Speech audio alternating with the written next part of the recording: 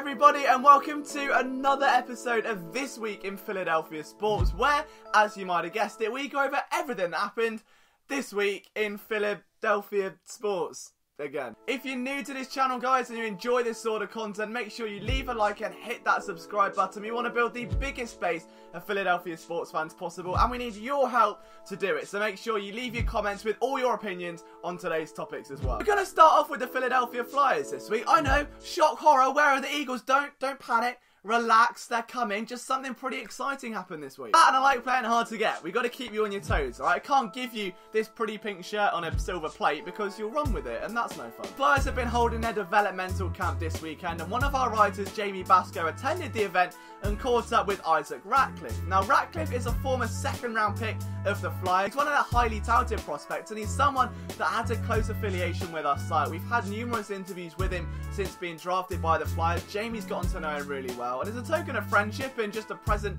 to say thank you for helping our site grow over the last few years, we went to give him a Philly Sports Network shirt. Now, we thought that Isaac would just put it into his bag, say thanks, and that'll be the end of it. But he put the shirt straight on, and that happened. And that, to me, is the craziest image possible. To know that an actual player and a prospect believes so much in what we do and the people we are and what we try to be, that he's happy to put a shirt on at practice around the other media and players. It's fine. It was okayed by the PR, but it's just a really humbling image, because all we've ever tried to do is humanise players, build genuine trust in relationships, and make sure that we tell their stories the way they deserve to be told in their own words. And to know that that's been strengthened so much, it's an amazing feeling to know that a player is wearing your logo on his shirt. Like, that's incredible. And it puts it all into perspective. Like, I mean, our YouTube channel's now on 11,000 subscribers. Our website is snowballing. And none of this would be possible without you. So I know the trademark LJ Soppy speech is coming. I'll try and keep it short. But it just means a lot, you know. And even this series where it is just me sat here at a camera in my bedroom talking about headlines and trying to make light of them, to know that that's become something that I look forward to filming every single week, and hopefully you guys look forward to watching it, it's an amazing feeling. Like, this is so special. Something like that really just shines a light on how unique this is. So thank you for being a part of this. I can't ever put into words how much this all means to me and everyone here at Philly Sports Network. So thanks for being a part of it.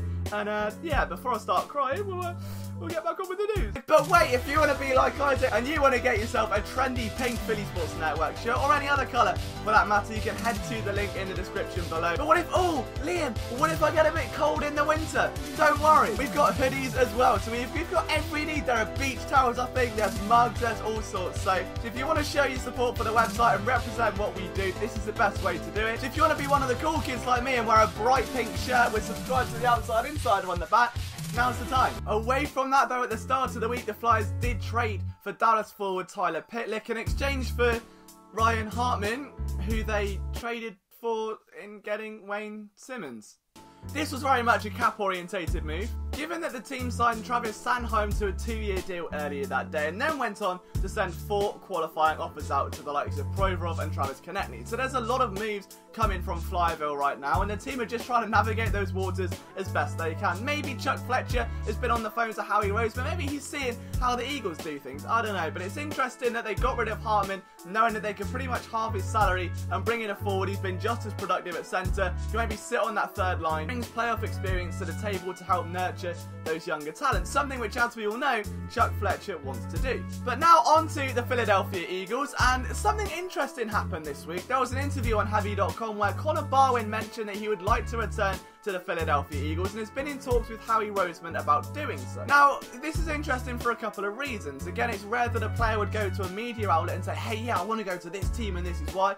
Probably trying to kick momentum or spur something. But Barwin has been a free agent after his loan season in New York, and it's one that many perceive to be unproductive. You look at the PFF numbers and he's kind of right at the bottom. Sacks have regressed every year since that iconic 14.5 sack season under Chip Kelly. And he just doesn't have the same amount of productivity as a defensive end that he does as an outside linebacker. But that is not the point. The point is here, we know that Jim Schwartz likes to rotate his defensive ends, and as of right now, sure, you've got Josh Sweat, you've got Sharif Miller and Joe Osman. Those are the 3 guys who are going to be constantly rotating behind the likes of Vinnie Curry and Brandon Graham and Derek Barnett. Now, the issue is that Sharif Miller is still fairly one-dimensional. He doesn't have a flurry of pass rushing moves at his disposal, and we still don't really know what we have in Josh Sweat, and Joe Ostman has almost been this best kept secret on the Eagles scout team last year. Now, Connor Barwin may not be a guy that can come in and put up 14.5 sacks like he once was, but A, he's going to be cheap, which is great news for the Eagles given their long-term cap picture.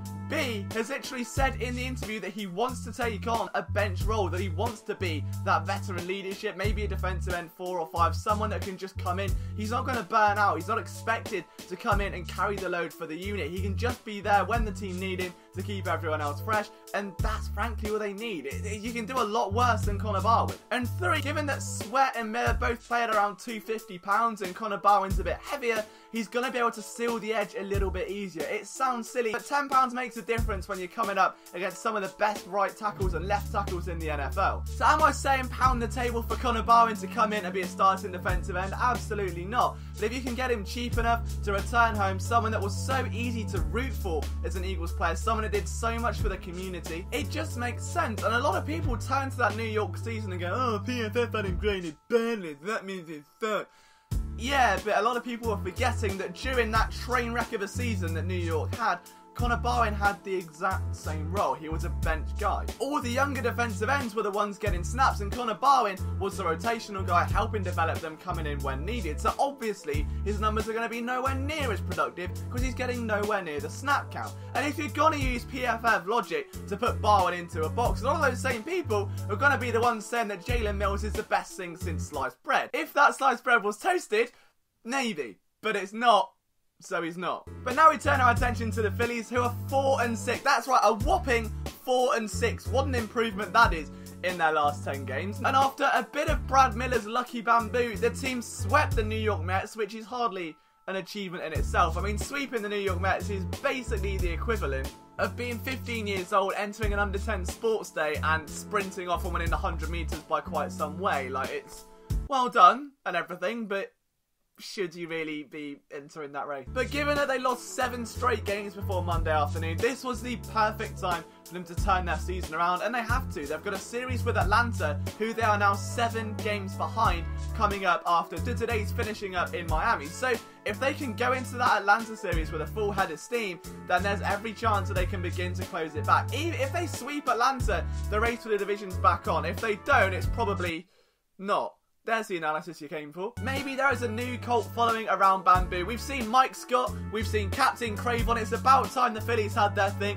And if it's bamboo-induced and everyone's going out buying bamboo plants, looking like little baby pandas, then maybe it is time to embrace the culture. Maybe I should start selling Philly Sports Network bamboo on our merch store. On to the Sixers, and nobody has a Scooby-Doo. What's going on? 1 minute Jimmy Butler's staying, next minute he's tweeting about going to Miami and I think beating Chado Jacinco in a race. Then there is the tag and trade people are back, they've returned, they've realised that Nick Foles couldn't be tagged and traded because it made literally no sense whatsoever. So now they've gone, oh, well, they can sign Jimmy Butler. No, it doesn't work like that. Sign and trades don't work, and I don't know how many times I'm going to say it. Now, I might be made to look a bit stupid here if that does come to an eventuality, but I don't think it will, because you're going to end up paying a ridiculous amount of money to keep a player and then move him on. If Jimmy Butler wants a long-term home, chooses the Sixers, signs with the Sixers, and then gets flipped for what? A second-round pick they're going to get rid of anyway. Like, I don't understand that motive. So ignore any tag and trade talk or sign and trade talk. It's people who play NBA 2K a little bit much and don't really know how negotiations work. Again, I could be completely wrong. This may happen. It probably happens a bit more frequently in basketball than football, but it's highly unlikely. JJ Redick says he wants to retire a Sixer, and I personally stand that. I think the Sixers should absolutely pay him what he wants. If you give Redick a 5-year deal, or even if he's a bit older, he's always going to shoot the ball, and the one thing they've struggled to do is shoot the ball. Ben Simmons still can't shoot the ball, and given that they had Landry Shamet, traded him away, and now you're stuck with Redick again, who could be a free agent, you could lose all of that prowess. You need to keep Redick in the wings instead of renewing 1 year after 1 year after 1 year like a dodgy Netflix subscription. What you need to do is just buy the yearly one, get the discount, keep him around and help him develop his eventual heir to the throne. Let's go full football with these analogies and bring in a shooter who can, you know, maybe learn under Redick and start to develop and become a shooting guard of the future. And apparently there's an Eastern Conference team interested in TJ McConnell, which is sad because